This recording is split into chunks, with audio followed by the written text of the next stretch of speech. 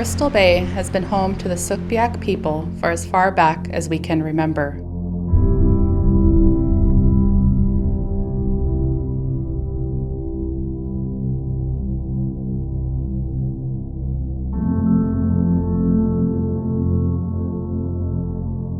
My family and I come from the village of South Naknek.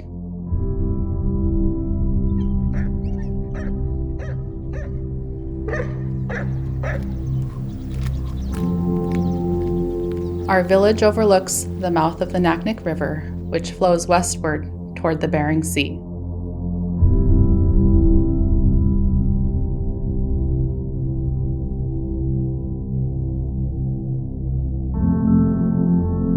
The Naknek River has always provided for our village with the essentials for life.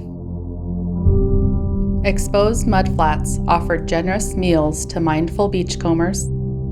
Deep channels brought skilled seafarers safely home, while the ebb and flow of tides told time.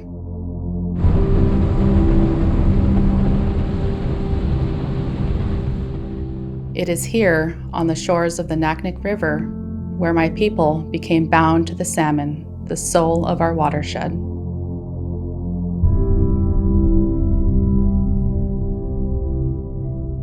Each summer, enough fish return to our river to keep our families fed through the harsh winters. Both oral testimony and historical accounts tell us that many years ago, people from the Kuskokwim River region moved into our homeland. They pushed my ancestors living along the beachheads of Bristol Bay upriver to the mountains and the lake country of Katmai. There, they continued to hunt, to fish, and raise families, until the largest volcanic eruption of the 20th century, Novarupta, forced my people to flee once again. The Sugpiaq returned to the south bank of the Naknek River in 1912, only to find their homeland occupied by salmon canneries. The Alaska Commercial Company came in shortly after the state was purchased in 1867. When they saw the opportunity of salmon canning, they added on to their assets by building these canneries, right, including this one here. So right off the bat, this cannery had historic origins, which makes it really kind of sets it apart from many of the other canneries here. In 2015, the cannery owners, Trident Seafoods, permanently closed the Diamond Inn Cannery. Its closure opened a rare window of opportunity for Alaska Humanities preservationists. With the permission and full support of the property owner Trident Seafoods, a contingent of historians, Chinese character, curators, filmmakers, and local residents launched the NN Cannery History Project. You start off, Katie. Okay, so my name is Katherine Ringsmuth, and I'm the director of the NN Cannery History Project.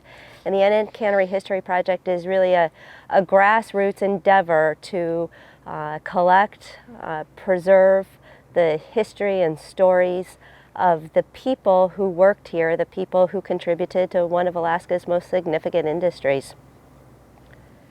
And I'm Bob King. I live in Juneau now, and I spent many, many years in Bristol Bay as a journalist. And I learned really quick doing the news out in Bristol Bay that the biggest news, a lot of times the only news, is fish. The big salmon run mostly during June and July. And I had questions about the history of this fishery, and it was not well documented back then, unfortunately. So this fish house is actually the new fish house. They built it in 1947. The grassroots public history endeavor set out to accomplish two goals: to nominate the Diamond NN Cannery for listing in the National Register of Historic Places, and to produce an exhibition with the Alaska State Museum. They really didn't want women in there, did they? That shares the oft-forgotten stories of the cannery laborers, the people who created an ethnically diverse, economically vital cannery culture. People have been here for a very long time, and it's very much a confluence of cultures. Certainly Native communities, people who have utilized this resource, the salmon resource, for thousands of years. When the canneries showed up, that certainly was another addition to that cultural expression. By 1890, the Diamond NN Cannery represented the first commercial enterprise on the Naknek River, one of 5 major rivers that form the Bristol Bay salmon fishery.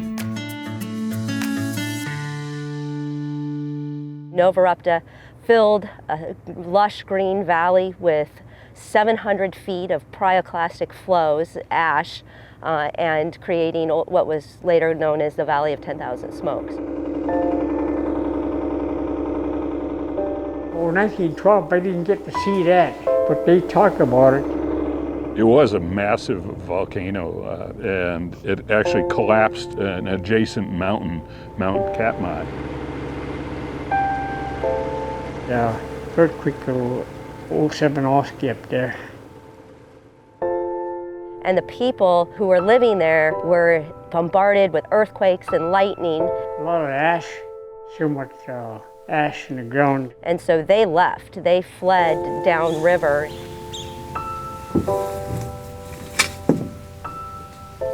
They abandoned their village of Old Sevenoski and came here and reestablished New Sevenoski. New Sevenoski here. Which is about 5 miles upriver from here. My name is Ted Malganak. I used to live here a long time. We're in New Sevenoski here. My dad's old house is caved in right here.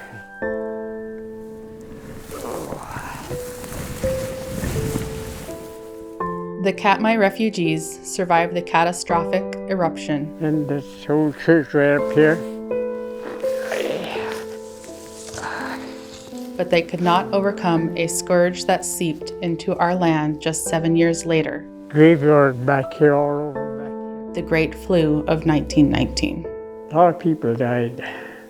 That's some kind of flu. They're all dead. This was a terrible, terrible disease because it impacted the adults and allowed their children to live. Oh my God.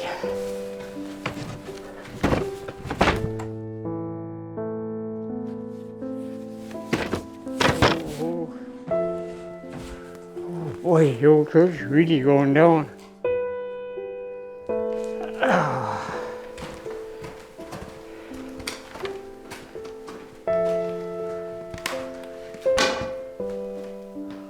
Yeah, it all went, everything went down. The old church. So the doctors and nurses actually went out to the villages, they buried the dead. They put them all in there, one big grave. And then they brought the survivors here to the cannery where they were provided health care at the hospital. In many ways, it was a combination of a massive eruption and a flu epidemic that became the genesis of today's South Naknek village. The Alaska Packers Association, the company that built the Diamond NN Cannery, decided to hire the surviving residents for general maintenance at the cannery. It was a draw of work, schools and other 20th century needs that people were by this time accustomed to. The intense Bristol Bay fishery lasted for about 6 weeks every June and July. Salmon canners spent the off-season in their San Francisco and Seattle offices preparing for the next season. For 11 months of the year, salmon canneries in Alaska sat idle, watched over by a handful of hardy men and their families. Their task, to protect the company's million-dollar assets in the off-season. Back in the day, it was so significant to have enough workers here during the time that everybody left for the season. They actually had 3 watchmen, 3 families that lived here all year in order to make sure everything got done before the big influx of the people coming back after the winter, so that everything was ready. Carvel Zimin Jr. That's my full name. And I'm the winter watchman during the winter, and in summertime, assistant superintendent. In the early days, cannery crews traveled first on sailing ships, then by the 1930s, steamships, and in the post-war years, by airplanes. 90 men, 4 daughters. As a winter person, you are self-reliant. They had a lot of subsistence. You had to self-rely on all your food sources. Nobody else is going to assist you in whatever you have to do. The greatest threat to the cannery, especially in the winter, was fire. Therefore, the most important of the wintermen's jobs was to keep the aging wooden buildings, often steeped in oil, from the fate of many other salmon canneries in Bristol Bay.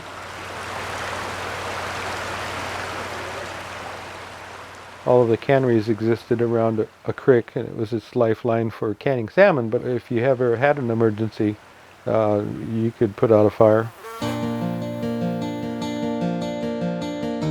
I grew up here at the winter house. My dad had become winterman, and before my dad, my grandfather, Nick Zimin, was winter watchman. My grandfather was Russian. He'd seen an ad for Alaska Packers Association in the Seattle Times that they were hiring people for this cannery. And so he applied and got on a sailing ship and showed up here in 1927. He met my grandmother, Mary. He married her. He also was in line to take over as the winter watchman. Trust and honesty was a big thing back then, and I think that's why they chose him. And so with his new bride and his new job, he established a house. He built his own house. He was self-taught in almost everything he ever wanted to learn. He had a library of books. I remember going as a kid into my grandmother and grandpa's house and admiring all the books. And it's basically a whole library of how-to. They didn't have refrigeration back then. He had ice blocks. They chopped up the ice in big ice chunks. They hauled them on sleds into an insulated shack they called the ice house, and they'd stack all this ice in there so that when the springtime came in the summer, they had a way of refrigerating things. Over the years, other winter watchmen cared for the cannery. Grant Brownie Brown and Bill Regan are just 2 of the men who safeguarded the cannery from fire and other risks over the years. One of the wintermen to serve the cannery was Nick's son and my grandfather, Carvel Zimin Sr. Carvel Jr. Sr. was, he set down the ground rules and you had to adhere to them. He was vocal, but fair, and you respected the crap out of him. I mean, when Carvel said something, I listened to him, and he was always 99.9 times right. There had been a line of Alaska Packers superintendents, and one of those superintendents happened to be my father, Gary Johnson. We had a fish house with solid glass, and my winter watchman, Carvel Zimin, and all the years that I was there, we never ever had a broken window because of a rock or something like that. The superintendent worked in the off-season from the company headquarters in the lower 48, ordering machine parts and supplies, negotiating for cannery labor, and hiring a fleet of fishermen. Historically, the APA superintendent arrived at the cannery as winter released its icy grip on the Naknek River. The company men came prepared to exploit Bristol Bay's seasonal harvest of red salmon. The superintendent made sure that every aspect of the complex operation fit together so that by the end of the season, there was a pile of canned salmon to ship south and a set of books that were balanced. Complementing the superintendent's business acumen was the local wisdom and know-how of the wintermen, who were vital to the superintendent's success.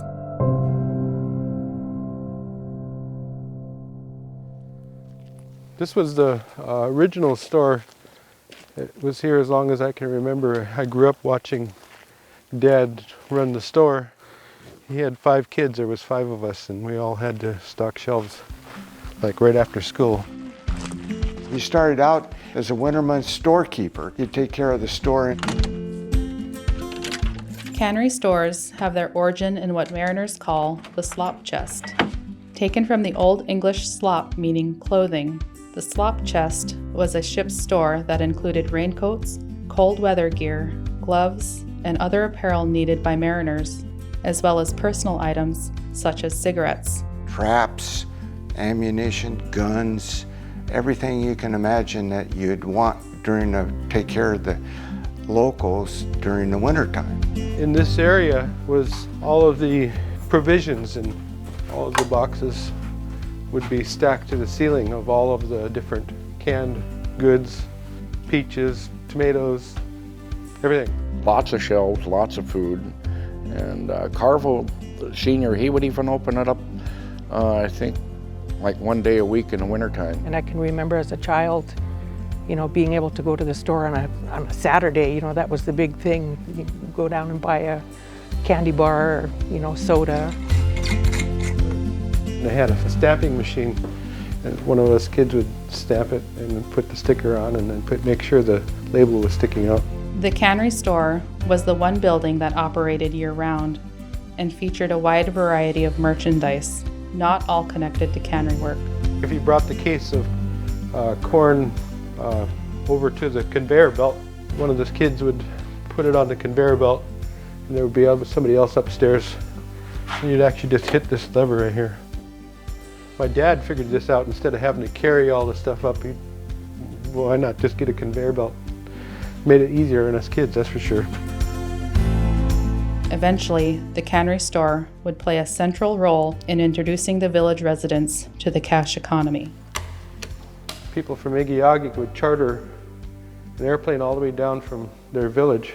They could fill up with boxes of canned goods and stuff like that. They knew exactly how much the airplane would hold. And they would spend $500 to $1,000 worth of goods. It's been a legacy that we've been in our family, that we were watchmen or caretakers here at South Naknek. Carvel Zimin, one of my right-hand guys, I talked to him all winter long. We would sit around the kitchen table. In those days, everybody smoked like chimneys. We'd smoke and drink coffee, and I would tell him exactly everything that was going to be done in the cannery that particular season. So they knew exactly what we were going to do before the crew even got there.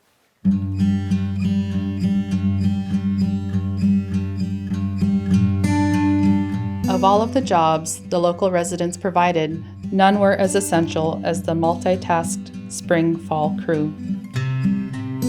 The spring crew was the group that came in and opened the cannery up, basically. You know, did all the work to prep for the big crews that came in. This also included the dock crew, which we refer to as the beach gang. The beach gang did all of the dock maintenance work and making sure that fishermen were taken care of, making sure that their nets were delivered to them and their provisions or whatever.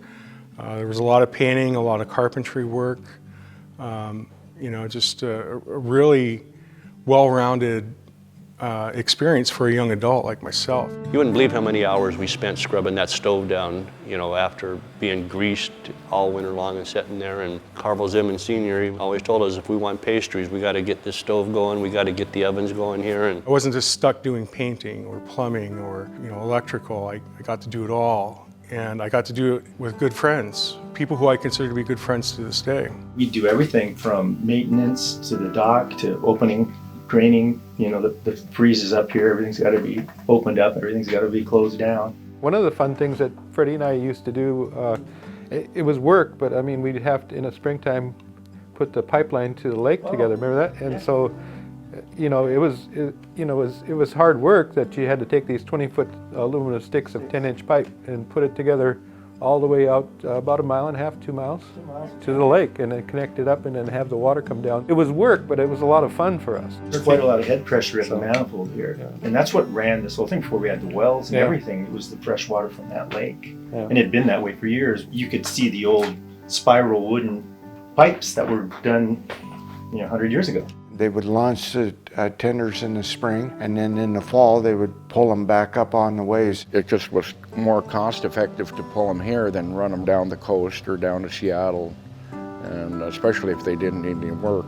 There was a couple railroad lines down into the water. When I was there, it was all hydraulic. And then you get it lined up to the ways, and that's where you'd sidetrack the barge. Even before that, my dad remembered the ways system that this cannery had. When they hauled out the tugboats, there was the sailboats that they towed around. Yeah, I love that picture that Carvel Sr. has of the tugboats on the ways. How did they do that? I wish I could go back in time and see. The season would wrap up toward the end of July like it does now. And then I'd come back and do the fall crew. And that's basically wrapping up the cannery, undoing everything that you did during the springtime. One of the most impressive sights, if you've ever been around this cannery, they tie it up side by side all the way down the finger dock. Every make and model of boat that you can ever imagine, wooden boats, fiberglass boats, aluminum boats, there'd be 50 boats just lined up right here. At least in my experience or my lifetime, there was never ever a crew as efficient or hardworking than David's crew. David Hodgson, he was a local here from South Naknek, and he was the deck boss or the beach boss for the beach gang for fall and spring. David was a jack of all trades. We had just hours to offload this Crowley barge that had come in with all of these containers. David had these container vans offloaded. He did it by himself, and that old forklift that he used, you'd never seen that thing move as fast. That's what I keep saying, it's like big boy toys, love it. I love the crane, I love the forklifts, the Crowleys, the containers we used to move across the dock. You'd run them up the hill, they'd be up in the air. It was fun. They were all carpenters, welders, they could do anything. But they had certain things that they did before the cannery crew would show up. They got us the cannery ready to go. So when we showed up, we didn't have to do anything because it was all done.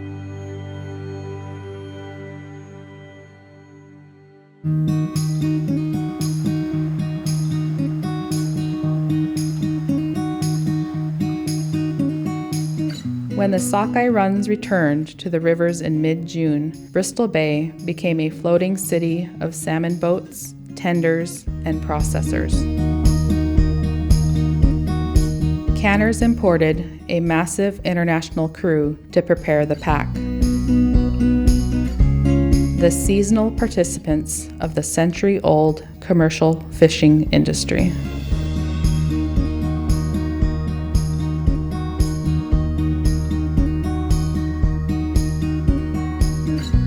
The cannery came to life as hundreds of fishermen, laborers, machinists, carpenters, cooks, and office workers arrived from the lower 48, filling the once empty bunkhouses, mess hall, and working waterfront. The outside crew, as we called them, took over cannery operations from our local spring-fall crew, who joined the so-called Iron Men of Bristol Bay in one of the most epic fisheries on the planet. Not all Bristol Bay fishermen fished from boats. Like our Sukpiaq ancestors, many went to the beach to catch salmon.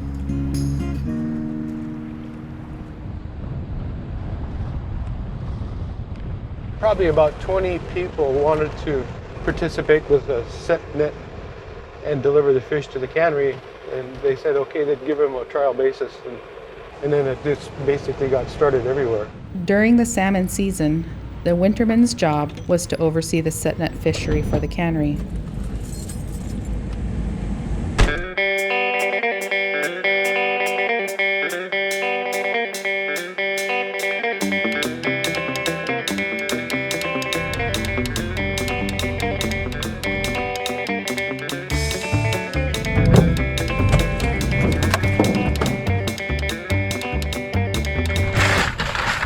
I'm a set netter from South Naknek, Alaska, and we are on the South Naknek set net beach, and we're going through the net. It is a lifestyle, and it's a resource that is like no other in the world. The boats, you know, they're towing their net around and they're drifting with it. And then our net, it's anchored down to the shore, so it doesn't move. It just stays in one spot the whole time, and the tide comes in and the fish come in it. And then we just go out and pick it while the water's in, all the way until the water goes away. And that's pretty much really all there is to it in set netting. Yeah, my daughter here grew up, she's 18, and she's been here, I think, 16 or 17 years. My grandparents, they fished their whole lives. When the state issued the permits, they got permits from the state when they originally issued them. This snapshot was important because it actually started the fishery. And Grandma Mary and all these people approached the superintendent and asked him to be a participant in the fishery. It was the elderly, the elders and the children, and the ladies that did the set netting. Grandpa was set netting and my mom was set netting. My mom did it, I did it, my kids did it. They wanted to be able to participate and make money like all the men. It wasn't something that the men typically engaged in. The men, you know, if they were lucky, they were out fishing in a boat. The women do the set netting, and set netting is much harder. Alaska Packers had a pickup that they went from site to site. They'd go all the way down to the last one, then they'd bring it up here to the cannery when they got full, then they'd come back again. My mom, she wanted to go fishing when she was 14, and so her dad brought her down here, and he said, get yourself a net and you're on your own. So she got a net and she packed it down the beach. We've packed a lot of fish, and that's why we have these long arms. You know, the women's shirts are always falling short. It's because our arms were stretched so far. And that's always been a long-standing joke with me and my sisters. My grandmother was a hard-working woman. She's the person who taught me everything that I know in life today. I set netted with her from the age of 5 to 13. My grandma ran her operation with militant precision. It was amazing. And she's really the hardest working person I ever knew. Pretty much one generation to the next. It's a way of life. Local women participated in the cannery operation too. They provided welcome services to cannery laborers whose attention and energy focused on the business of canning fish, sometimes 20 hours a day. These women also cared for their children and families, often without their husbands, who were out fishing. You know, those type of services are crucial to morale, right? It was always busy. A lot of the local residents, the women, you know, they would be employed in the laundry. We had iron every one of those sheer curtains. and dust. God, you wouldn't believe how much laundry. Carrying the laundry basket down those long steps. We didn't have four-wheelers then, so we had to hand carry everything. Same thing with like the mess hall. A lot of families were dependent on this. I mean, it's the middle of the fishing season, and both parents are, they're either fishing or they're working, and there's nobody home to cook and care for the kids, so the kids would come down and they would fill containers of food. All of the leftovers would go into these cans, usually cans or pots, and then the kids would come down and take them, and they'd go home, and that's their meal.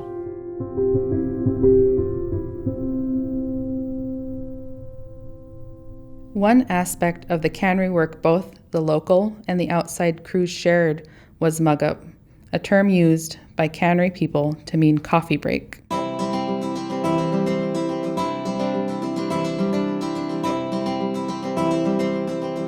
What is the thing about mug-up? Well, mug-up was like everybody got together. You did fishermen, processors, anyone. We'd all go together, and you could sit on that dock, you sit on that railing. Yeah, I know guys, they'd skip meals just so they can they'd try to get 2 or 3 sandwiches in at mug-up. Coffee and donuts. The juices. Pastries and everything. It was really good. There's nothing more pleasant than to look up and see the mug-up cart coming with fresh maple bars. Yeah, that was always a big deal. Mug-ups were both in the morning, the afternoon? 10 o'clock and 3 o'clock. When you're at home and it's 10 o'clock, do you think, oh, it's mug-up? Sometimes. I do. You just go, it's 10 o'clock. Hey, my stomach's bothering me. I need a little cookie and some juice or something. It's part of the culture of this place. It's almost like a lost art where people sit down and drink a cup of coffee and tell stories about what the day was or what it was back in the day, and then that's how memories got shared. The shared experience of mug-up fostered respectful relationships and created lasting friendships among the diverse workforce. You had people from all over the globe, Italians and Slovenians and Czechoslovakians, or everywhere in the world. They had people here, Chinese, they had Mexicans, kind of a melting pot. Yeah, you could go to mug-up, hear 5 or 6, 7 different languages.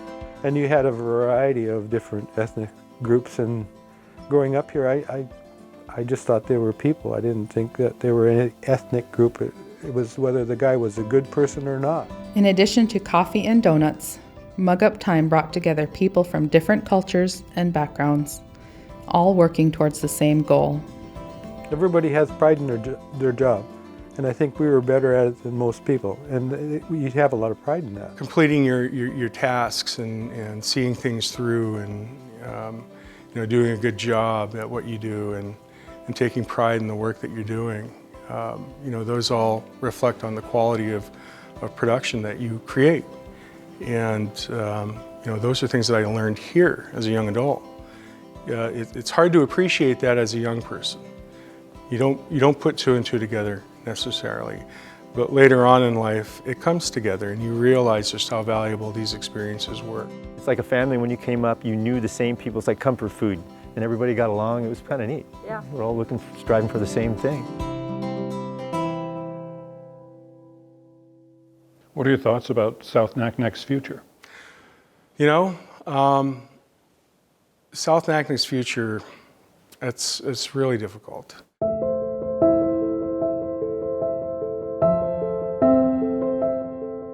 It's kind of an end of an era.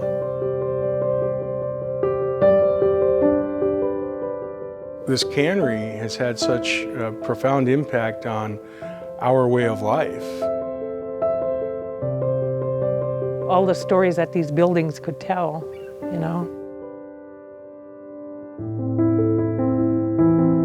You've seen so much change. The drone of the village was constant. There were vehicles going up and down the road at all hours of the day and night. You could hear chainsaws going off in the background, people lighting their smoke houses, people lighting their steam baths. We went from a village, just a real hustling, happening village of 200, kind of at the peak while I was here, and in the summertime we would just skyrocket to, there's very few people here now.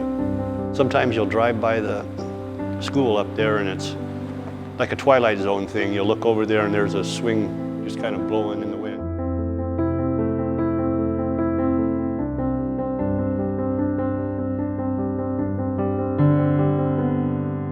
One of the eeriest sounds in the world is no sound. It's odd. It's really sad. It's kind of sad that might be one of the last wintermen here in South Naknek. It kind of looks like that. The health of the community has really been incumbent on the health or the existence of this place here. Once it's gone, I mean... When this place emerged, the village emerged. As this place begins to die, the village begins to die. The school shut down. I don't believe that they have dedicated health care here any longer. There's no longer a law enforcement officer here. And then what happens is you get a community that goes from 70 people to 30, or 30 people to 15. That is the slow abandonment and death of a culture. You love this place. But we love this place. Yeah, it's like family to us, this place. It'd be horrible if it burned or was gone, because it's part of my history. My family has been here forever. It was like home. The people in the village the kids were like my own kids. They were my family. Everybody in South Naknek I cherished. Do you think it's important for the history of these canneries, many of which have been long forgotten? This is history, okay? I mean, it's rich history. Bristol Bay was built on a foundation of commercial fishing, and it's unfortunate, and it's reality. And we think that with regard to South Naknek, you know, there will be an inevitable time when abandonment actually happens, when it becomes a reality, when we have lost our last person, you know, then that's the reality of the situation.